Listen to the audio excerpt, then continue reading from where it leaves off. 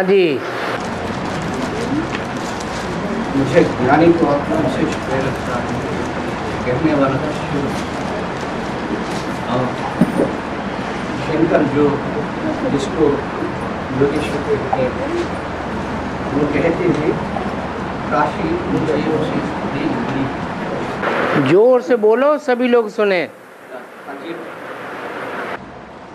मुझे ज्ञानी तो आत्मा विशेष प्रेरकता है। हाँ जी।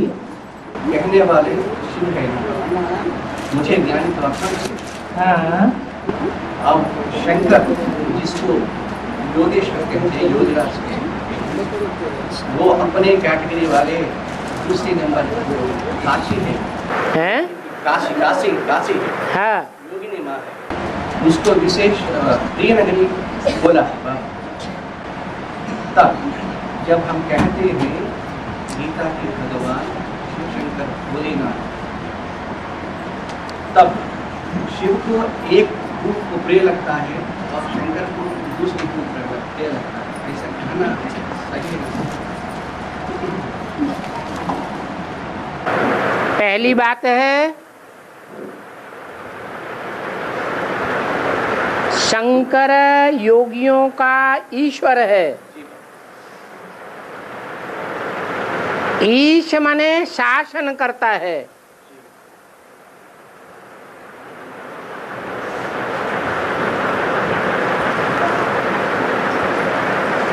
ये बात तब साबित होती है जब शिव उसमें प्रवेश है। शिव बाबा शिव प्रवेश है। अगर शिव प्रवेश नहीं हो तो शंकर को ईश्वर नहीं कह सकते।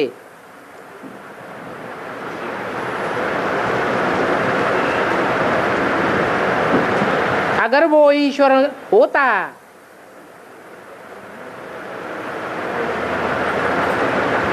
तो 84 जन्म में भी कंट्रोलर होता, परंतु ऐसा नहीं है।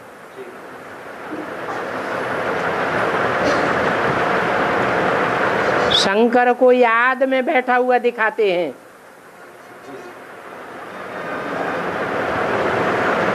इससे साबित होता है कि वो खुद भी योग की प्रैक्टिस करता है। खुद प्रैक्टिस करने वाला योगियों का ईश्वर कैसे होगा? ये तो भक्ति मार्ग में समझते हैं कि शिव शंकर एक हैं, अर्थात तो दोनों की एक ही आत्मा है।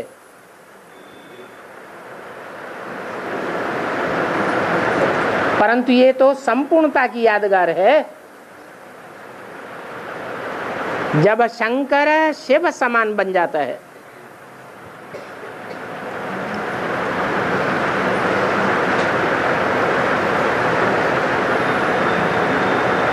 वो तो मनुष्य सृष्टि का बीज है।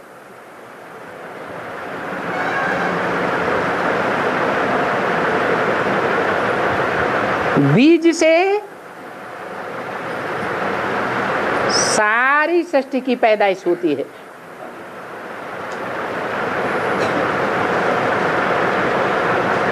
बीज बाप को कहा जाता है।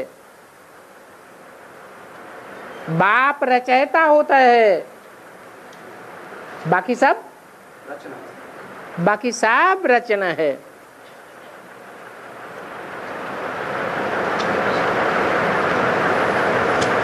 जो रचना है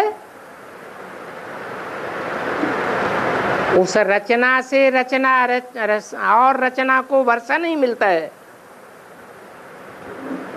एक रचयिता बाप से ही सबको वर्षा मिलता है।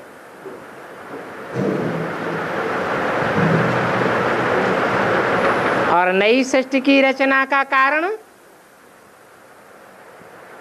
ज्ञान बनता है।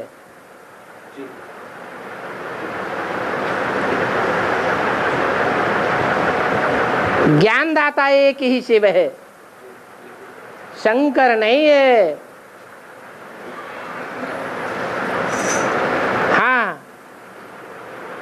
याद की ऊंची स्टेज में रहने के कारण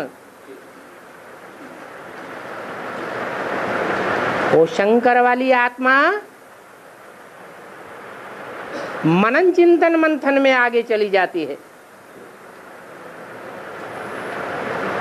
विचार सागर मंथन करने से नए नए पॉइंट्स निकलते हैं।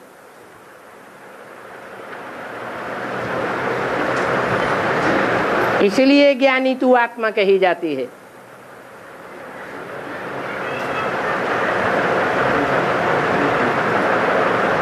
मनुष्य सृष्टि की अव्वल नंबर ज्ञानी तू आत्मा है,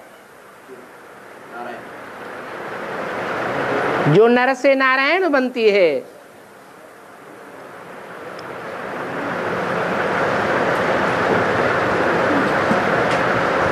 और वो किसको प्रिय है? नारायण शिव को प्रिय है। वो नारायण वाली आत्मा शिव भगवान को प्रिय है, क्योंकि ज्ञान जल में ही सदा रमण करती है।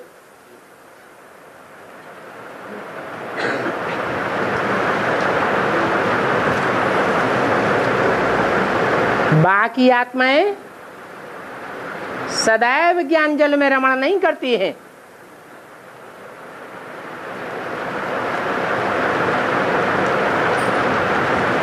वो योगी तू आत्मा हो सकती हैं।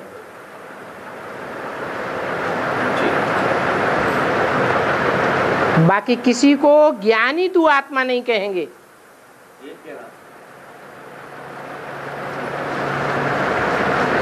क्योंकि एक ही बीज है जिसमें सारे वृक्ष का ज्ञान भरा हुआ है।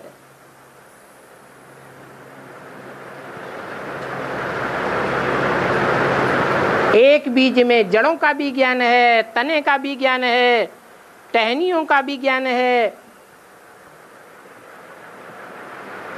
फलों का भी ज्ञान है, फूलों का भी ज्ञान है।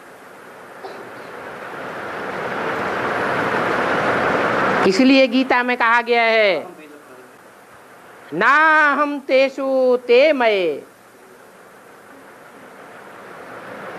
मैं उन पत्तों पत्तों में नहीं हूं, टहनियों में नहीं हूं, परंतु वो पत्ते और टहनियां मुझ बीज रूप में समाई हुई हैं। कैसे समाई हुई हैं? याद के द्वारा समाई हुई है।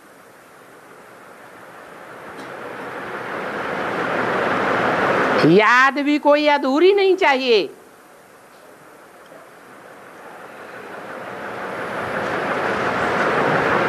अधूरी याद करने वाले भी दुनिया में बहुत हैं।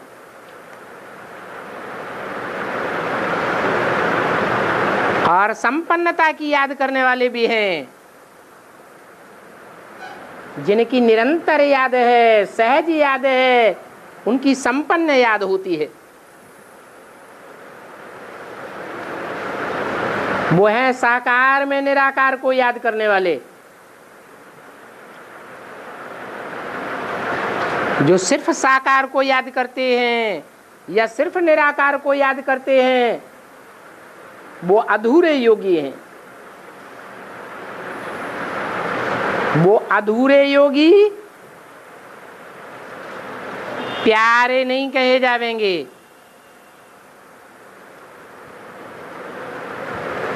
संपन्न योगी वो है जो साकार को पहचान करके निराकार को भी पहचान लेते हैं।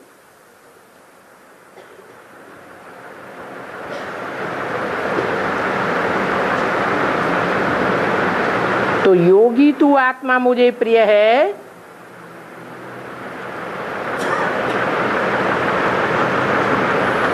ये कहने वाला साकार और निराकार दोनों होना चाहिए या एक अकेला ही होना चाहिए?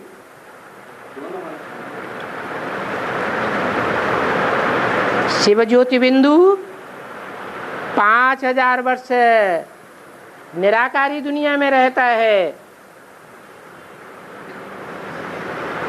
वहां वो अकेला है।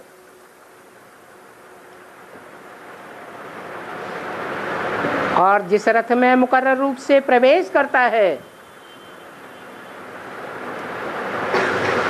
वो 5000 वर्ष से इस साकारी दुनिया में ही रहता है।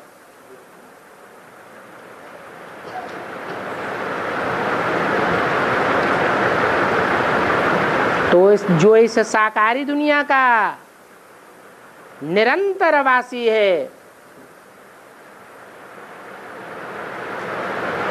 उसको वो ही आत्मा प्यारी लगेगी जो साकार में निराकार को निरंतर याद करने वाली है।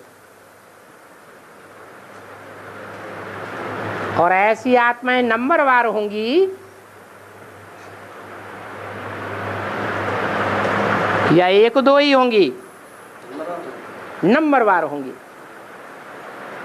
जो अव्वल नंबर याद करने वाली आत्मा है साकार में निराकार को, उसको काशी नगरी नाम दिया है। अनुसूया नाम दिया है, जिसका दुनिया से कोई भी मनुष्य मात्र से ईर्ष्या द्वेष नहीं होता है। असूया माने ईर्ष्या द्वेष।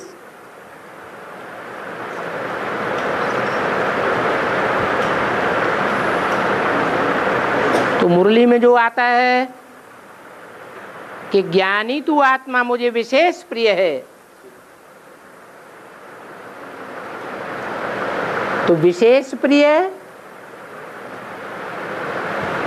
और साधारण प्रिय,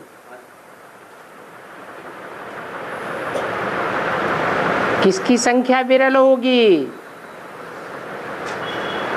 विरल माने विरला, विरला व्यापारी।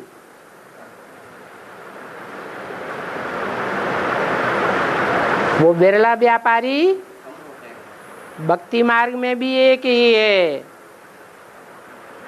जिसके नाम पर भारतवर्ष में विरला मंदिर बनाए गए हैं। और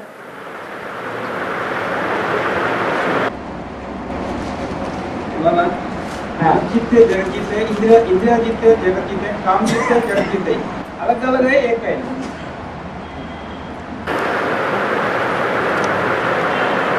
इंद्रियों में मुख्य इंद्रिय कौन सी है?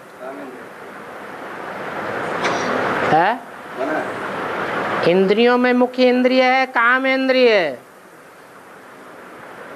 और जगत में जितने भी हैं प्राणी मात्र, वो सब कौन से विकार से हार जाते हैं?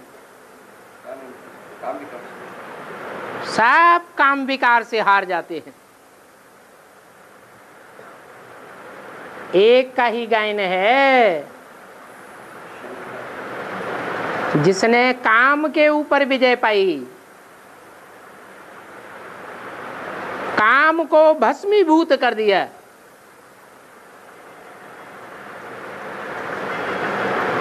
वो ही जगत जीत कहा जाता है। इसलिए काम जीते जगत जीत कहो या इंद्रिय जीते जगत जीत कहो, बात एक ही हो जाती है। और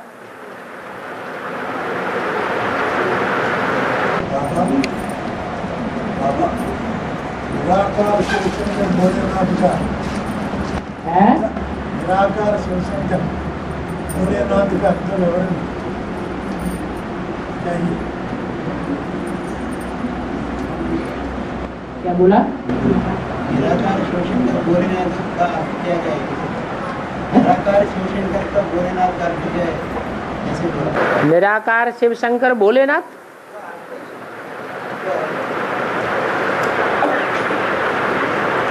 शंकर साकारी है, निराकारी है या आकारी है?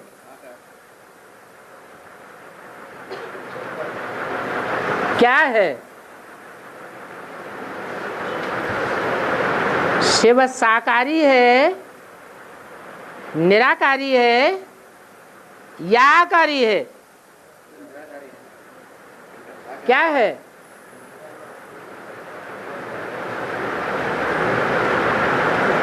शिव सदैव निराकारी है।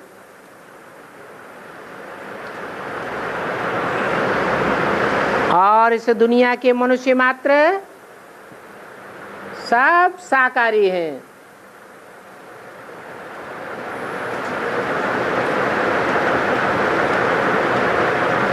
शिव की जो पहली पहली रचना है,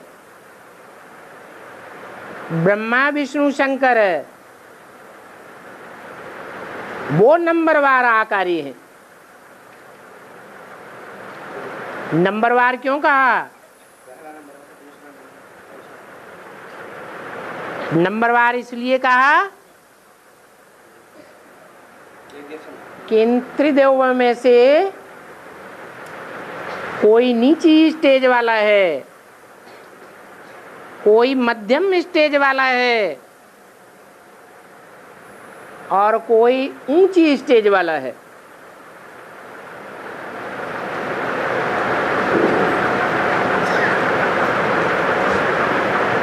किस बात में ऊंची और नीची स्टेज? मनन चिंतन मंथन रूपी आकारी स्टेज में ये तीनों देवताएं नंबरवार ऊंची स्टेज वाले हैं। इसलिए ब्रह्मा को नीची पुरी में दिखाया है, उससे ऊपर विष्णु को दिखाया है और आकारी पुरियों में शंकर को सबसे ऊंची स्टेज में दिखाया है।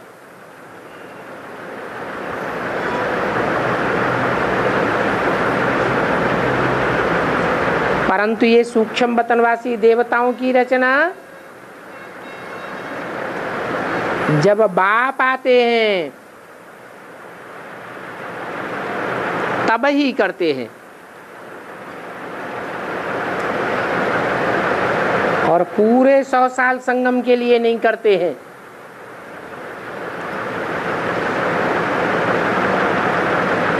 कुछ ही वर्षों के लिए करते हैं।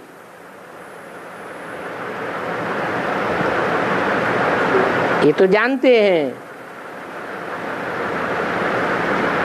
कि साकारी से ऊंची स्टेज आकारी स्टेज है और आकारी से ऊंची स्टेज निराकारी है।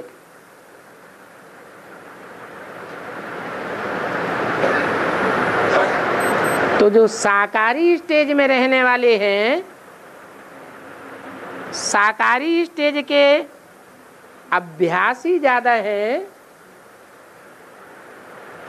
वो निराकारी पहले बनेंगे या जो ज्यादा आकारी स्टेज के अभ्यासी हैं वो निराकारी पहले बनेंगे?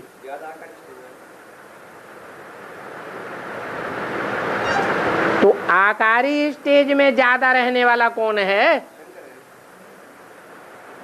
जो है वो ही पहले निराकारी बनता है।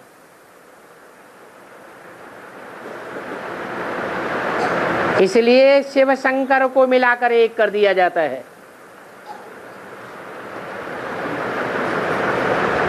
क्योंकि जो पहले नंबर में ओटे सो अर्जुन कहा जाता है।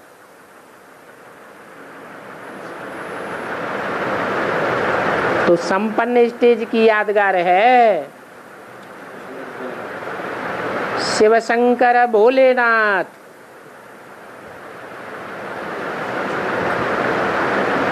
पुरुषार्थी स्टेज की यादगार नहीं है। और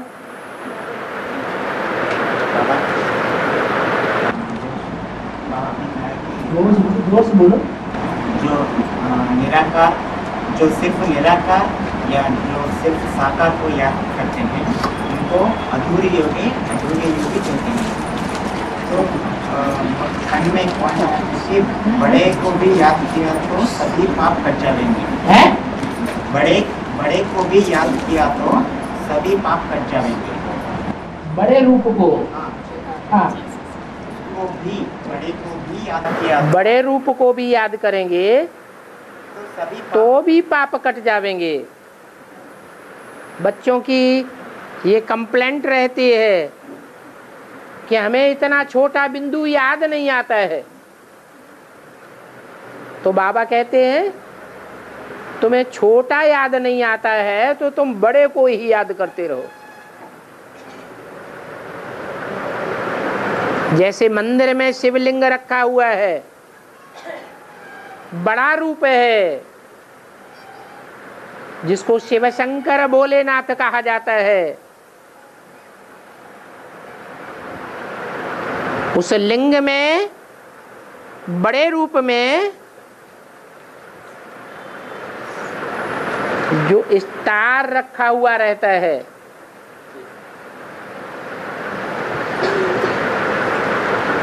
सोमनाथ मंदिर में हीरा रखा हुआ था, लिंग रूपी बड़े रूप में। तो अगर हीरा छोटा रूप याद नहीं आता है तो लिंग को ही याद करो। जिसको याद करेंगे उसी के नजदीक पहुंचेंगे या कोई दूसरे के नजदीक पहुंच जावेंगे। तो ये पक्का है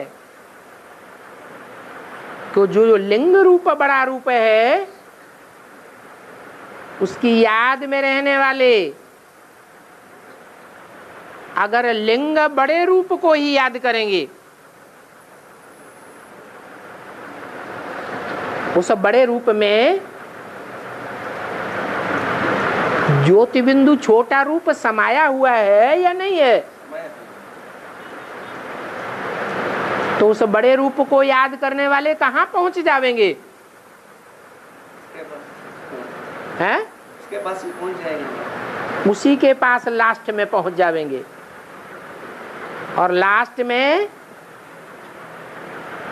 उस बड़े रूप की भी ऐसी स्टेज हो जाएगी परमानेंट कि वो निराकारी बन जाएगा। तो उस बड़े रूप को याद करने वाले किसके पास पहुंच जावेंगे? निराकारी के पास ही पहुंच जावेंगे। तो अंतर नहीं है ना बाबा? है, साकार में निराकार को याद करने में या सिर्फ साकार को याद? अंतर है। निराकार सूक्ष्म है और साकार स्थूल है। सूक्ष्म को याद करने वालों की बुद्धि कैसी बनेगी? सूक्ष्म बुद्धि बनेगी। और साकार स्थूल को याद करने वालों की बुद्धि कैसी बनेगी? स्थूल बुद्धि बनेगी। तो कौन सी बुद्धि तीव्रगामी होगी, तेजी से दौड़ने वाली होगी? साकारी बुद्धि तेजी से दौड़ने वाली होगी या सूक्ष्म बुद्धि तेजी से दौड़ने वाली होगी? सूक्ष्म बुद्धि, निराकार को याद करने वाली बुद्धि तीव्रगामी होती है।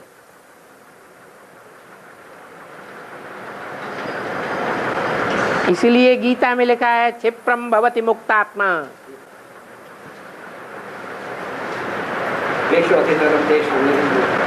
जल्दी ही मुक्त हो जावेंगे, परंतु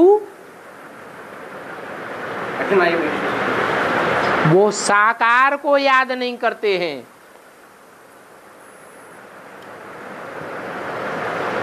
निराकार को याद करते हैं।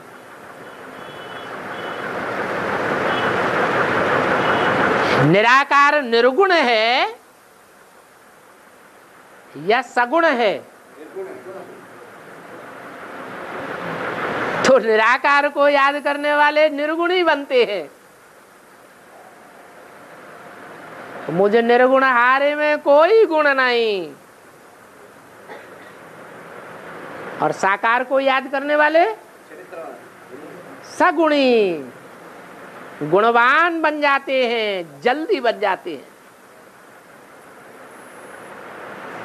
तो उनके लिए सहज हो जाता है। इसलिए बोला सबसे सहज याद है नारायण का,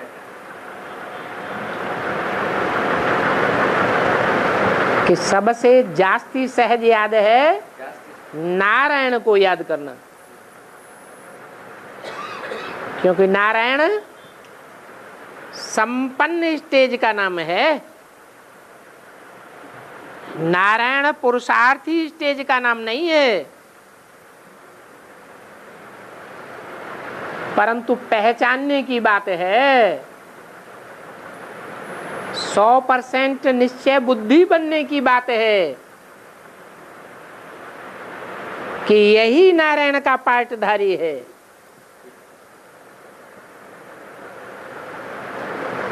अगर इस रूप में याद किया तो नारायण समान ही बन जाएंगे।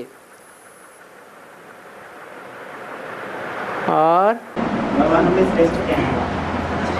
इस दोनों में श्रेष्ठ क्या है? साकार में निराकार को याद करना श्रेष्ठ है, न साकार को याद करना श्रेष्ठ है, न निराकार को याद करना श्रेष्ठ है, हमारा प्रवृत्ति है ना बाबा, न आकारी को याद करना श्रेष्ठ है। हमारा ज्ञान मार्ग है ही प्रवृत्ति मार्ग का ज्ञान।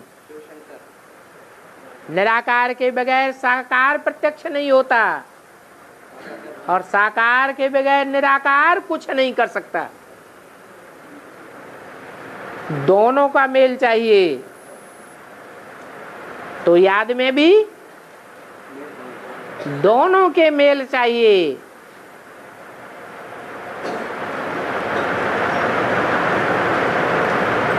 निवृत्त मार्ग की याद नहीं करनी है, प्रवृत्ति मार्ग की याद है। तो धर्मपिता का गति क्या हुआ बाबा? तो वो तो जास्ती समय ब्रह्म में रहते हैं।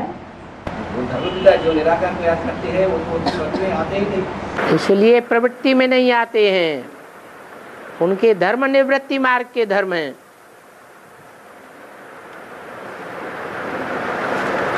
और तिरुपति बालाजी मंदिर में याद कर रहे हैं, हथेली नीचे है, हथेली नीचे है यादगार में बालाजी मंदिर। जो बालाजी मंदिर है ना बाबा तिरुपति में, हाँ। हथेली नीचे का मुद्रा ऐसा होते ऐसे। ऐसा देने की मुद्रा है, दाता है, लेता नहीं है किसी से।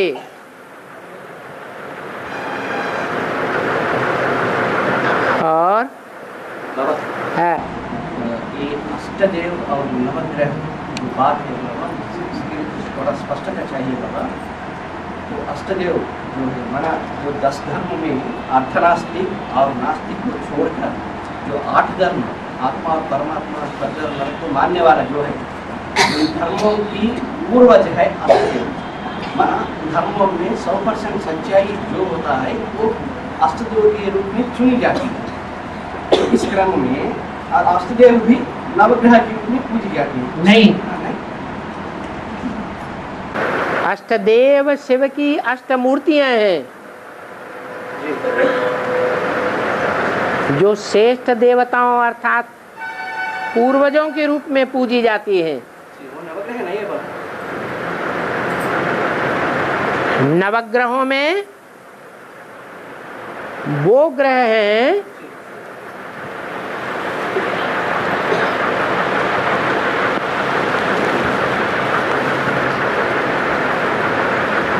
जिनमें एक ग्रह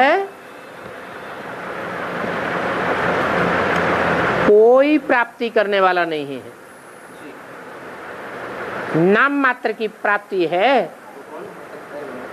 वो ग्रह आर्य समाज से कनेक्टेड है। तो भक्ति मार्ग में उसका नाम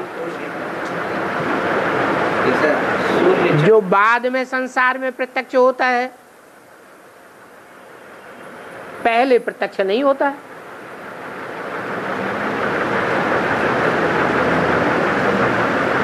जो न पूरी प्राप्ति खुद करता है न अपने फॉलोअर्स को कराता है।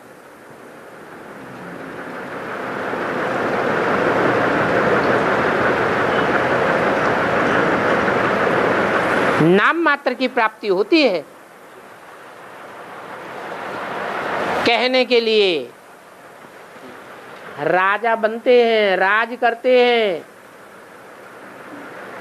परंतु वो राजाई का ताज भी कांटों का ताज मिलता है। क्वांटिटी को महत्व देना। हाँ जी, क्वालिटी नहीं बनती है, इसलिए वो वैल्यूलेस रतन कहा जाता है, पुखराज।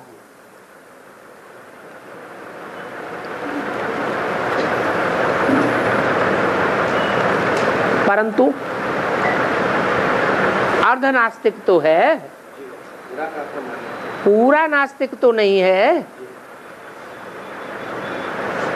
साकार भगवान को नहीं मानता तो क्या हुआ, निराकार को तो भगवान को तो मानता है। तो जो भगवान को मानने वाला है परंतु भगवान के संपूर्ण स्वरूप को मानने वाला, जानने वाला नहीं है, उसको भी कुछ न कुछ प्राप्ति हो जाती है, परंतु उस प्राप्ति की कोई वैल्यू नहीं है। क्यों वैल्यू नहीं है? क्योंकि भगवान ने जो असली प्राप्ति कराई है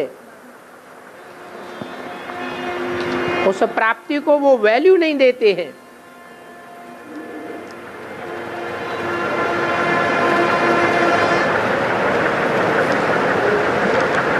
वैल्यू न देने के कारण वो न राजा बनते हैं और न राजाई को पसंद करते हैं, इसलिए उनका राज्य आते आते राजाई चौपट हो जाती है।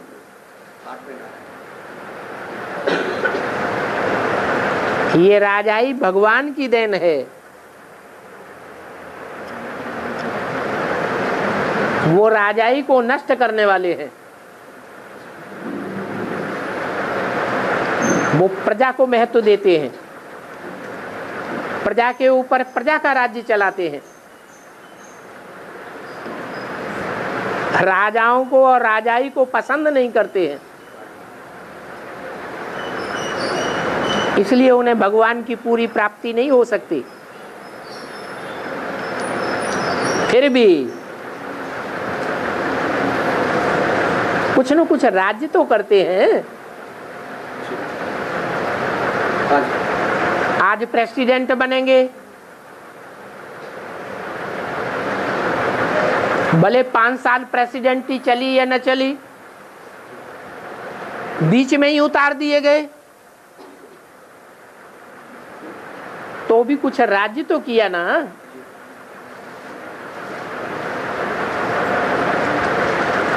प्रधानमंत्री बने, मिनिस्टर बने, पूरे 5 साल के लिए चुने गए, लेकिन बीच में ही उतार दिए गए। फिर भी राज्य तो किया ना। तो उस राज्य का आधार क्या है?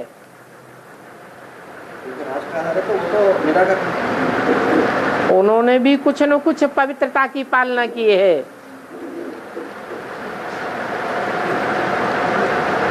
कुछ न कुछ ज्ञान लिया है।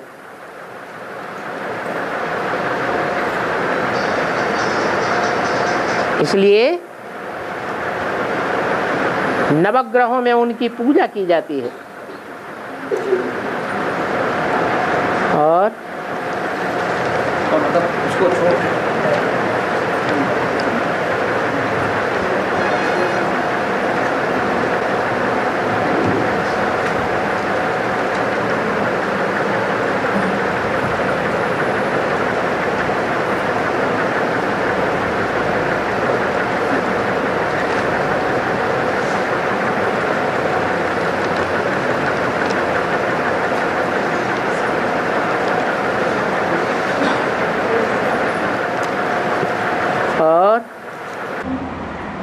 तो मतलब ये अष्टदेव और मन उसको छोड़कर तो आर्य समाज को छोड़कर वो ये दोनों अलग हैं। हैं? अष्टदेव का नवग्रहों में वो क्रॉस को छोड़कर जो 8 बजते हैं हैं? वो दोनों अलग अलग हैं। 8 अलग हैं और 9वां वैल्यूलेस है, उसकी वैल्यू नहीं है। तो सही है। फिर भी उसको रखने से 8 की वैल्यू का पता चलता है। अगर उस वैल्यूलेस को न रखा जाएगा तो 8 की नंबरवार वैल्यू का पता नहीं चलेगा। और मन अष्टदेव ही नवग्रह है या नहीं, मतलब दोनों अलग अलग है। रतन अलग है, नवग्रह नवरत्न है बोला नहीं, वो तो सब हीरा है। रतन तो कम वैल्यू के और ज्यादा वैल्यू के भी होते हैं। वो तो सही बाबा, अभी तो ये बात है अष्टदेव नवग्रह में उसको जो अष्टदेव हैं, देवता सिर्फ 16 कला संपूर्ण को ही कहा जाता है। कम कलाओं को देवता नहीं कहा जाता। जो ग्रह हैं वो संस्कार मिल जाते हैं बीज रूप आत्माओं के साथ। जो 8 बीज रूप हैं और उनके 8 आधार मूर्त हैं, उन दोनों के संस्कार जब मिलकर के एक होते हैं तब रतन कहे जाते हैं।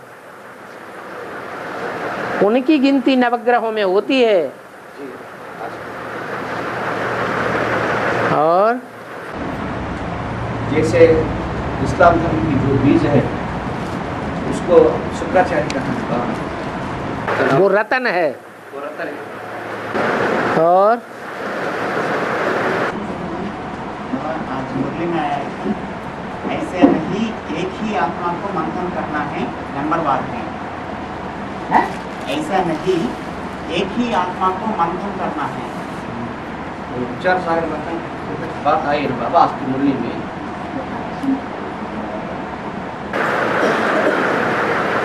एक ही का मतलब क्या? एक आत्मा तो परमपिता परमात्मा भी हो सकती है।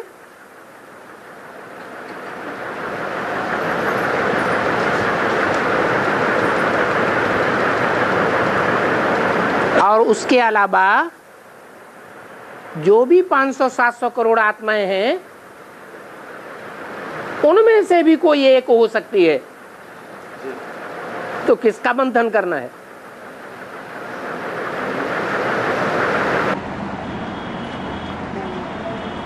हैं? एक ही पूरा मंथन चित्र मंथन करता है ना बाबा, वो एक ही करता है। हैं? एक ही 100% विचार सागर चिंतन मंथन करता है और बाकी वो तो स्वचिंतन करता है।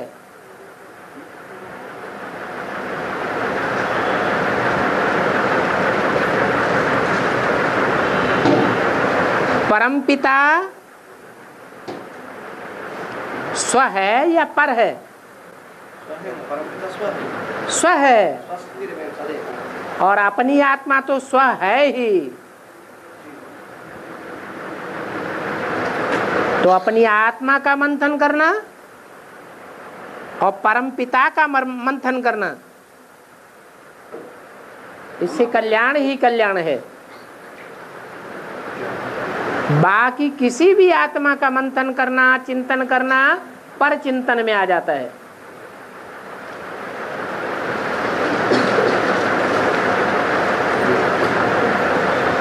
पर चिंतन पतन की जड़ है।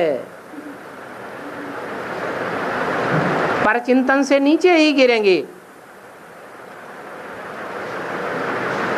और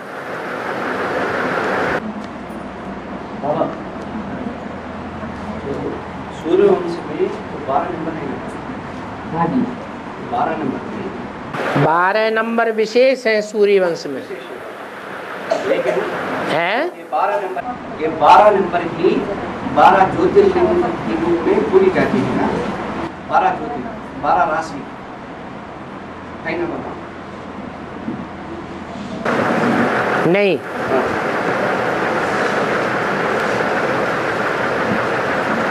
बारह जो ज्योतिर्लिंग हैं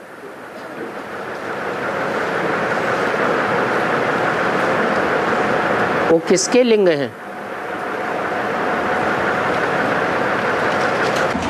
इनके छोड़कर है तो सूर्यवंशी का जो 12 नंबर है, जो भी 12 हैं वो 12 शिवलिंग कहे जाते हैं या कोई और नाम दिया जाता है? हैं? अलग अलग नाम है। अलग अलग नाम होते हुए भी जो लिंग रूप में स्थापित हैं उनको शिवलिंग कहा जाता है कि और कुछ कहा जाता है? 12 ज्योतिर्लिंग है। हाँ, ज्योतिर्लिंग तो है। ज्योति माने ज्ञान की ज्योति। तो जो ज्ञान की ज्योति होगी वो संपन्न पूजी जाएगी या नंबरवार को पूजा जाएगा? नंबरवार को पूजा जाएगा। वो 12 लिंग में नंबरवार की पूजा होती है बाबा। हाँ, नंबरवार की पूजा होती है। 12 लिंग हैं, लेकिन उनमें काम करने वाली आत्मा कौन है? काम करने वाले आत्मा तो शिव तो एक में ही काम करती है और बाकी जो 11 में जो पहला नंबर है महारुद्र है ना। तो जो 11 में महारुद्र प्रवेश करता है वो तो शंकर वाली आत्मा है जो शिव समान बन जाती है। तब 11 रुद्रों का पूजन होता है। रुद्रावतार भी कहा जाता है।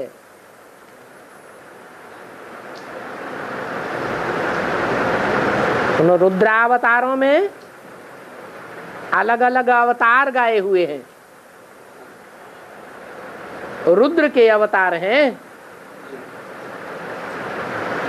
रुद्र किसका नाम है?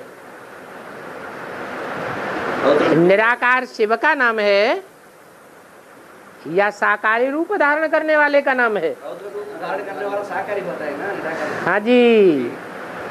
तो शिव तो एक ही मुकर्रर रथ में प्रवेश करता है, फिर वो एक मुकर्रर रूप रथधारी जब संपन्न बनता है तो 11 रुद्रों में प्रवेश करता है और उनको नंबरवार प्रत्यक्ष करता है। वो 11 मनुष्य सृष्टि के बाप को प्रत्यक्ष करते हैं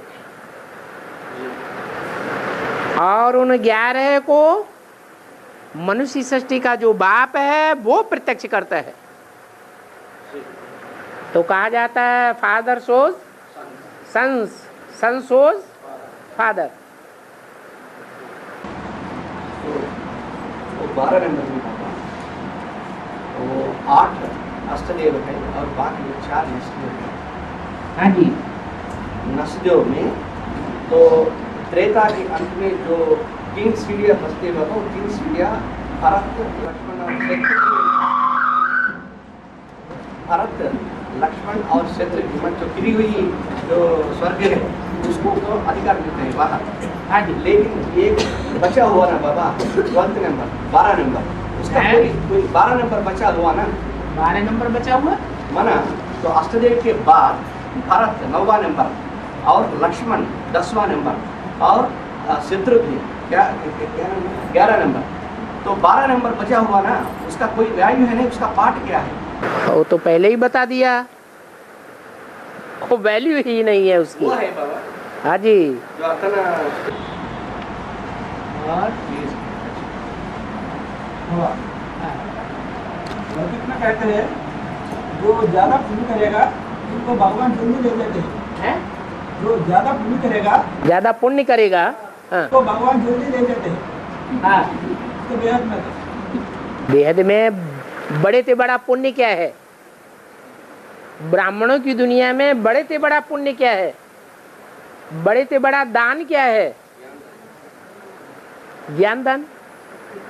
जो सबसे जास्ती ज्ञान दान करेगा वो बड़े से बड़ा पुण्यात्मा है।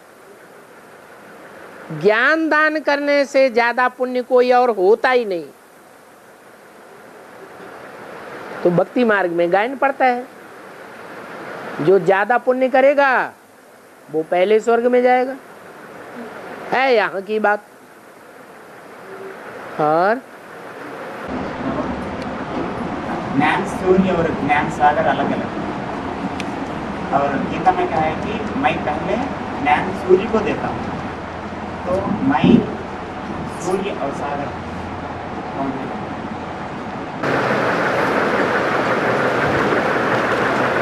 बाप अपना सारा टाइटल किसे देते हैं? हैं? बच्चों को देते हैं।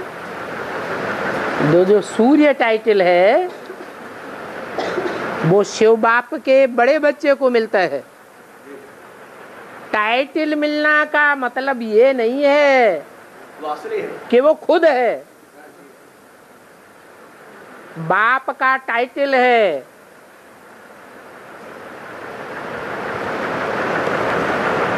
वो बाप का टाइटल बच्चे को मिलता है,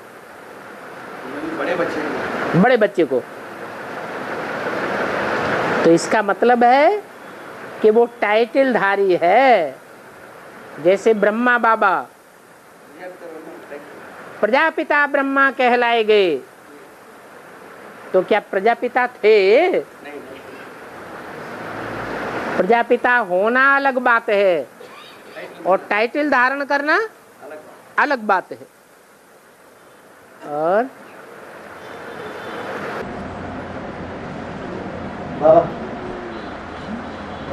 next to Shiv is Narayan, next to Shiv is Krishna. Next to Narayan नहीं, Next to Shiv is Narayan. हाँ Next to Shiv is Krishna. हाँ Next to Shiv Shankar और next to Shiv प्रजापिता हाँ। बोला है। लेकिन बाबा इन चारों में तो पर्सनालिटी तो एक ही है, हाँ। लेकिन इन चारों में शंकर और नारायण और कृष्ण है।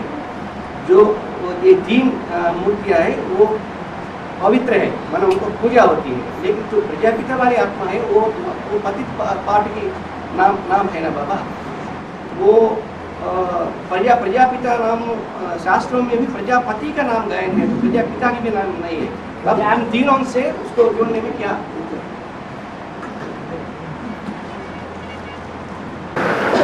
पहले पिता बनता है या पहले पति बनता है? यज्ञ के आदि में था प्रजापिता, ज्ञान बीज डालने वाला, और अंत में वर्षा देने वाला, अंत में वर्षा देने वाला बनता है। लेकिन सारी सृष्टि का पति कहा जाता है। पति माने रक्षक।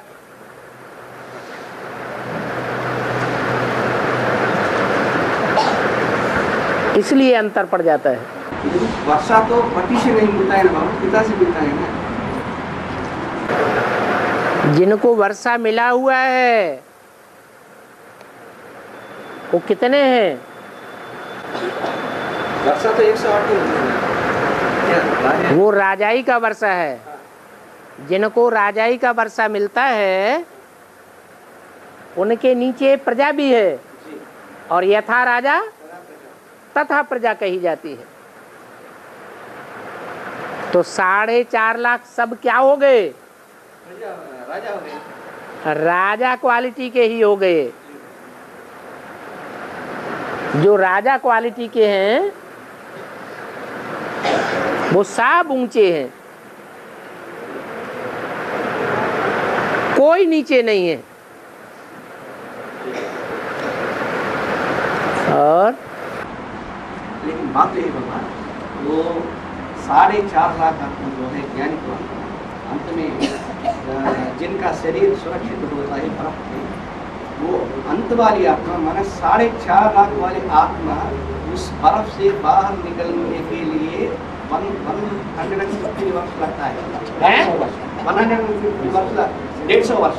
हाँ 150 वर्ष लगता है ना बाबा। हाँ तो वो 150 वर्ष वो परमधाम में रहना ही है वो आत्मा। हाँ मतलब बाबा ने कहा है तुम हो आदि सनातन देवी देवता धर्म पक्के पूरे 84 जन्म लेने वाला 84 जन्म लेने वाला। हाँ। लेकिन उसको तो जीवन मुक्ति का समय 150 वर्ष माना लाश हो गया ना बाबा।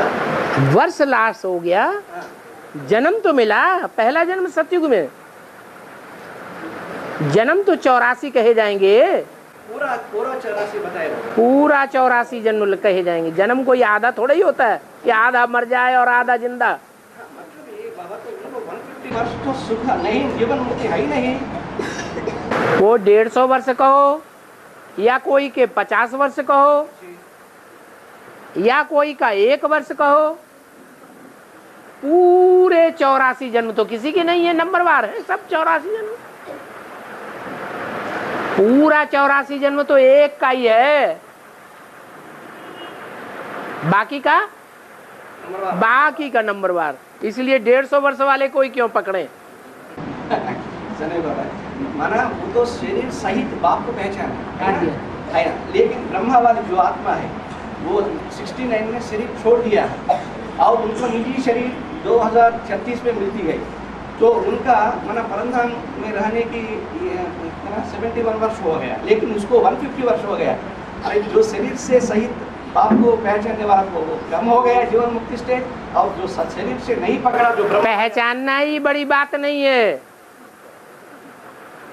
सिर्फ पहचान लिया यही बड़ी बात है, या पहचानने के बाद बाप का काम संपन्न भी करना है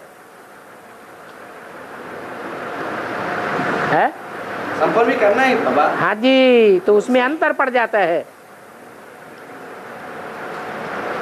और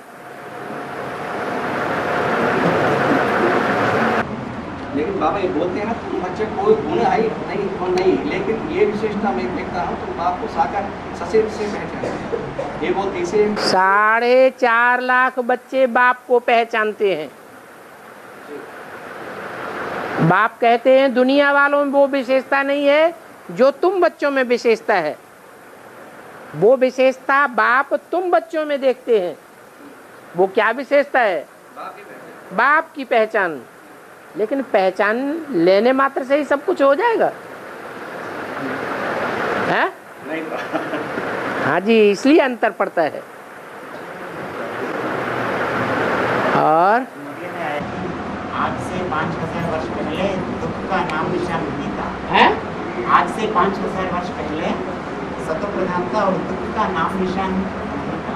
तो प्रधानता का नाम निशान नहीं था। सत्व प्रधान था हाँ। और दुख का नाम निशान नहीं था। दुख दुख दुख दुख दुख दुख दुख का नाम निशान नहीं था। हाँ आज से 5000 वर्ष पहले बोला। हाँ, दुख का नाम निशान नहीं तो था। 66 का मूल्य है। हाँ तो 10 वर्ष कम हो गए ना, वो बात नहीं आया मुझे में ऐसा बोल रहा है। 66 का वाणी है ना बाबा। हाँ आज से 10 वर्ष कम बोलना है ना। हाँ लेकिन 10 वर्ष की बात नहीं आई, कैसा हो सकता है? 1976 में ना, तो आज से 10 वर्ष कम 5000 से लक्ष्मी नारायण करा। वो एग्रीगेट बताया जाता है। यहाँ जब बोला गया उस समय कम या ज्यादा की बात नहीं बोली गई, अबाउट बताया गया। हाँ। और बाबा जो श्रीमत पर नहीं चलता है तो उसको खूब क्या कहते हैं, माया को डायरेक्शन मिलती है, उसको खूब फटकाओ हाँ है ना बाबा। हाँ तो ये बात में तो बाप की सरेंडर होने की तो क्रम में जो पहला तो माया शरण हुआ, इसलिए तो माया भी सर्वशक्तिमान बन गया। पहले सरेंडर होने वाला माया है। माया और यमुना एक ही है और अलग अलग है। यमुना एक नहीं है। हाँ, माया तो पहला है, यमुना दूसरा, तीसरा गंगा और चौथा जगदम्बा। माया एक से नहीं बनती है। राम एक है कि माया रावण एक है? राम तो एक है। राम एक है। माया रावण एक आत्मा नहीं है, ये अनेकों का संगठन है, इसलिए अंतर है। तो दो फत का मतलब है ना, तो माया तो कोई चीज है नहीं, 63 जन्मों में हमें जो विकर्म किए है वही हमारे पुरुषार्थ के रूप में, विघ्न के रूप में, पुरुषार्थ में विघ्न के रूप में आते हैं ना, वही है माया। जो विकर्म किए हैं, पाप कर्म किए हैं, उन पाप कर्मों को कराने के लिए कोई निमित्त बना है या नहीं बना है? वही माया का रूप है। माया के अनेक रूप हैं। कभी माया स्त्री बन के आती है, कभी पुरुष बन के आती है, कभी हमारी ही कमजोरी कोई पदार्थ के रूप में आ जाती है। तो माया के अनेक रूप हो जाते हैं। राम के अनेक रूप नहीं है।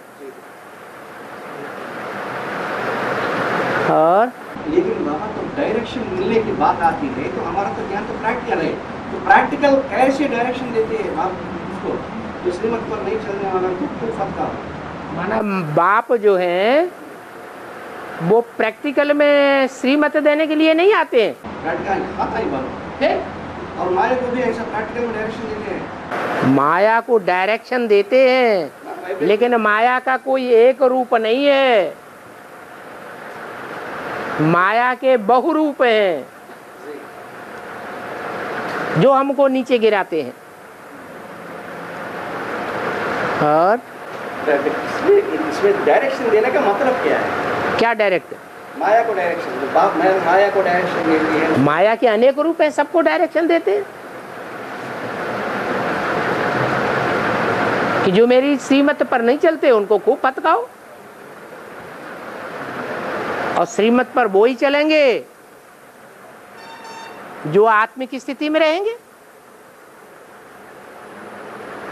आत्मिक स्थिति में नहीं रहते, देहभान में आते हैं, तो जरूर रावण से प्रभावित होते हैं।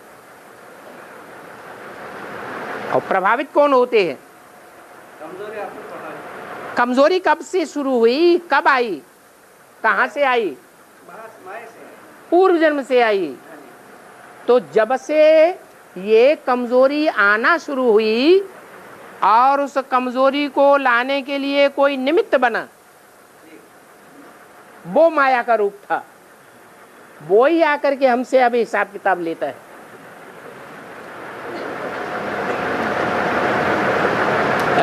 कहाँ जा रहे हो? पहले हमारा हिसाब किताब तो पूरा करो, हमारे अंडर में भी तो रहे हो।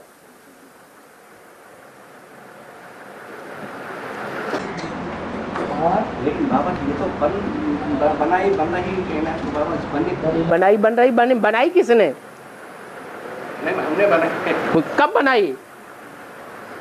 63 जन्म में बनाई। हाँ, 63 जन्म में नहीं बनाई, अभी संगम में बना रहे हैं। हाँ जी, अभी शूटिंग कर रहे हैं। वो भी शूटिंग में भी वो 63 जन्मों के अनुसार ही चलता है ना बाबा। हाँ? कारण कहाँ तैयार होता है? यहाँ तैयार होता है।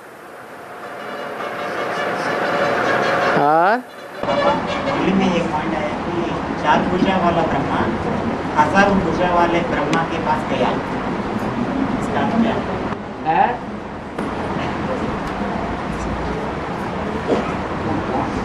तो क्या हुआ? तो उसका अर्थ क्या है इसका? अरे बिना सहयोगियों के कोई काम कर पाता है? अरे भगवान भी आता है तो अकेले ही सारा काम कर लेता है या सहयोगी बनाने पड़ते हैं? तो ऐसे भी जो भी ब्रह्मा है, ब्रह्मा अनेकों के नाम है, तो जो भी ब्रह्मा हैं उनको सहयोगी बनाने पड़े या नहीं बनाने पड़े? तो 4 ब्रह्मा हैं, ब्रह्मा के 4 मुख दिखाए जाते हैं। तो चारों के सहयोगी होंगे कि नहीं होंगे? दिशाएं कितनी हैं? 8 हैं। मुख्य दिशाएं 4 हैं, तो चारों दिशाओं में कंट्रोल करने वाले बटे हुए होंगे कि नहीं बटे हुए होंगे? डिवाइडेड। डिवाइड होता है ना, डिवाइड। तो 4 ब्रह्मा हैं, कोई का मुख आगे, कोई का मुख पीछे, कोई का मुख दाईं ओर, कोई का मुख बाईं ओर। उनके फॉलोअर्स भी ऐसे ही होंगे।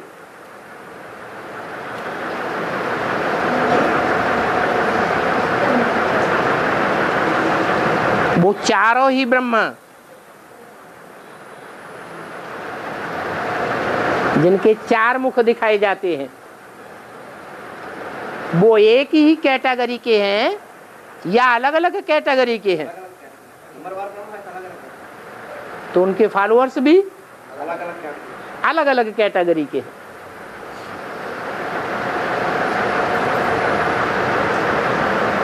तो सहयोग लेने के लिए कहाँ जाएंगे?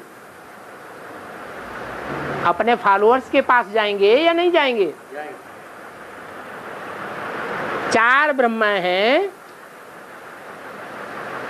चारों ही ब्रह्मा के स्वभाव संस्कार मिलकर के एक होंगे या नहीं होंगे?